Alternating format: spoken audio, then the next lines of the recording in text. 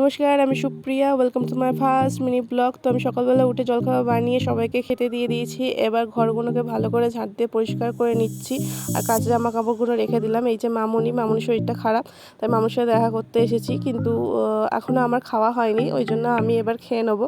তো রান্নাঘরে দেখলাম পান্তা আছে, ওই জন্য আমি পান্তা খাবো বলে বসে পড়েছি। কার কার আমার মতো পান্তা খেতে ভালো লাগে কমেন্ট করো। খাওয়া হয়ে গেছে, বাসনগুলো ধুয়ে নেবো। তার আগে আমি ভাবলাম যে ভাতটা আগে চাপিয়ে দিই। তো ভাত চাপিয়ে আমার বাসন মাজা হয়ে গেছে। এবার আমি স্নান করে নেবো। স্নান করে চলে এসেছি, সিঁদুর আর টিপ পরে আমি ছাদে চলে যাব। ছাদে গিয়ে আমি কাঁচা জামা কাপড়গুলো রোদে মেলে দেবো। আমার জামা কাপড় মেলা হয়ে গেছে। নিচে এসে আমি রান্না করে নিয়েছি, রান্না করে আমি গ্যাসটাও মুছে নিয়েছি।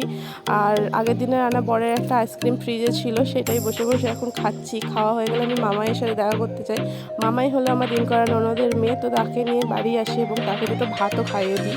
তো তাকে ভাত খাইয়ে দিয়ে নিজেও ভাত নিয়ে বসে পড়েছি। তো আমি ভাত খেতে থাকি, তোমরা আমার চ্যানেলটাকে সাবস্ক্রাইব করে দিই।